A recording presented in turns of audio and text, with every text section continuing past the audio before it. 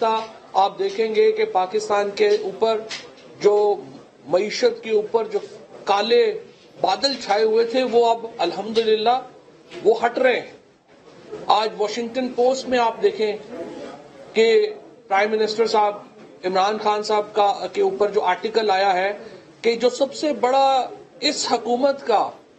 اور عمران خان کا جو ایج ہے وہ یہ ہے کہ یہ غریب کی بات کر رہے ہیں، ان کی پالیسیز رحم کے اوپر مبنی پالیسیز ہیں، اور یہ وہ ایک سارا کہہ کہ معاملہ تھا جو مسنگ تھا باقی حکومتوں میں، سابق حکومتوں میں۔ اور آج الحمدللہ جو عمران خان کی حکومت ہے، پاکستان تحریک انصاف کی جو حکومت ہے، یہ حکومت رحم کے اوپر مبنی پالیسیز بنا رہی ہے، کمپیشن کے اوپر مبنی پالیسی بنا رہی ہے، جو کہ ریاست مدینہ کی اساس تھی۔ جو رسول اللہ صلی اللہ علیہ وسلم نے جو مدینہ کی ریاست کی بنیاد رکھی تھی وہ رحم کے اوپر مبنی تھی۔ وہاں غریبوں سے، ویکر گروپ سے، ان کے ساتھ رحم کی جو رواج تھا وہ شروع کیا گیا تھا، اور اسی بنیاد کے اوپر ہم اس کو آگے لے کے چل رہے ہیں۔ اور بات جب رحم کی ہو رہی ہے تو یہاں پہ یہ بھی میں آپ کو بتاؤں کہ کل ہم نے حامد انصاری کو رہا کیا۔ حامد انصاری کی جو کہانی ہے اس کے اوپر تو ہالی ووڈ، بالی ووڈ ان کی فلمیں بن سکتی ہیں، کس طرح سے ایک بچہ جو ہے وہ پاکستان، وہ اس کا ورژن یہ ہے جس کے اوپر بعد میں آیا۔ اور جب یہ پرائم منسٹر صاحب سے ملاقات کی تھی جب کرتارپور بارڈر کا ایونٹ ہو رہا تھا، تو جو بھارت کے جرنلسٹ یہاں پہ آئے تھے، تشریف لائے تھے، انہوں نے پرائم منسٹر صاحب کے ساتھ یہ مدعا ریز کیا تھا، اسی مدعا اٹھایا تھا کہ حامد انصاری نام کا ایک بچہ جو ہے وہ ان کے بقول وہ سرحد پار کر گیا، کیونکہ فیس بک کے اوپر ان کی کوئی محبت کی داستان کی وجہ سے وہ بارڈر کراس کر کے آ گیا اور اب اس کو رہا کیا گیا۔ سو یہ بھی ایک کمپیشن کی مثال ہے، ایک رحم کی مثال ہے، جو کہ پاکستان چونکہ ہم اپنی پالیسی دے چکے ہیں، ہماری پالیسی بڑی واضح ہے، ہم ایک نارملائزیشن چاہتے ہیں، اور اس کی طرف بھی یہ بھی ایک اہم قدم ہم نے اٹھایا ہے۔ اسی طرح سے ہمیں امید ہے، جس طرح پرائم منسٹر صاحب نے کہا تھا، بھارت کے جو وزٹنگ جرنلسٹ تھے ان کو یہ کہا تھا کہ آپ یہ بات وہاں پہ جا کے کریں کہ کشمیر میں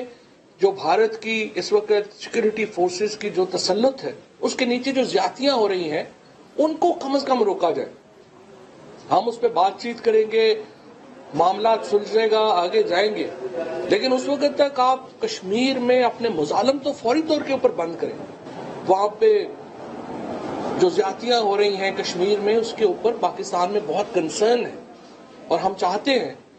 کہ اس عمل کو فوری طور کے اوپر بھارت جو ہے وہاں پر کشمیر میں ان زیادتیوں کو روکے، تاکہ ہم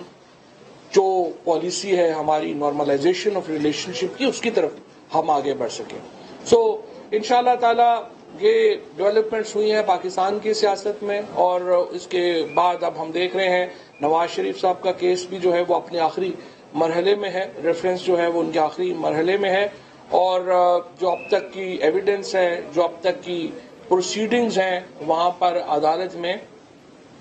ان میں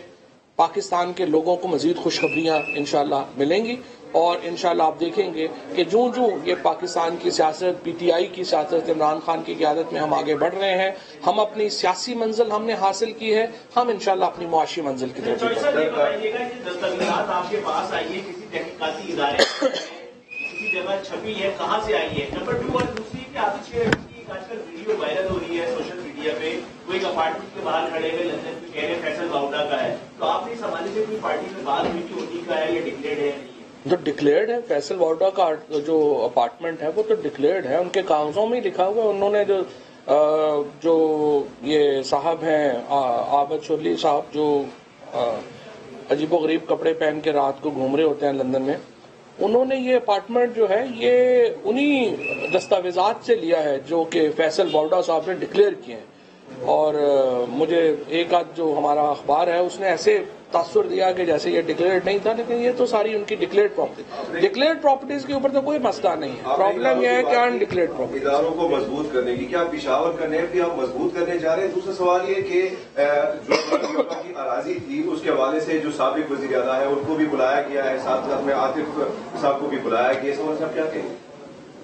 केस चल रहे हैं, उनकी अपनी मर्जी है। जो मलम जब्बा का केस है या जो भी है, जैसे मैंने अर्ज किया 5 साल तक तो किसी ने कोई बात नहीं की है। अब आकर के ये बातें सिर्फ ऐसे इक्वेट करने के लिए हो रही हैं, उनमें कोई इतनी जो है वो इम्पोर्टेंस और अहमियत उसकी जो है वो नहीं। एक तो आपने मेरी चीज आनी करवाई थी, मैं कैमरामैन। जी जी ये मियां साहब जो तीनों गार्ड हैं रेस्ट किया जाएगा, 2 तो हो चुके, 2 हो गए। एक जो उनका राइट हैंड था वो अभी तक गिरफ्तार नहीं हुआ। और दूसरा आपने चीज आनी करवाई थी कि यहाँ पर प्राइवेट गार्ड जो है वो एंटर नहीं होंगे। और आज मियां साहब दोबारा आ रहे हैं, हमें पता चला है, और हम उम्मीद करते हैं कि आपके उस स्पीकर साहब के ऑर्डर पे आज इम्प्लीमेंटेशन होगी। आप देखिए, ये जो प्रेमिसेस हैं ये ज़ाहिर है हुकूमत के कंट्रोल में नहीं है, ये स्पीकर साहब के कंट्रोल में है। तो मैं आपका पैगाम यकीनन स्पीकर साहब को याद करा दूंगा और चेयरमैन सेनेट साहब को भी याद करा दूंगा, क्योंकि उन्होंने पाबंदी लगाई है। प्राइवेट गार्ड्स नहीं होने चाहिए और प्राइवेट गार्ड्स नहीं होने चाहिए, इंशाल्लाह नहीं होंगे। जहां तक आपके 2 जो गार्ड्स हैं वो अरेस्टेड हैं। एक गालबन मुझे बताया था, मुझे कंफर्म नहीं है, लेकिन किसने बताया था शायद उन्होंने जमानत करा ली है या सामने, लेकिन जो भी कोर्ट प्रोसेस होगा इंशाल्लाह अकॉर्डिंगली। बहुत शुक्रिया।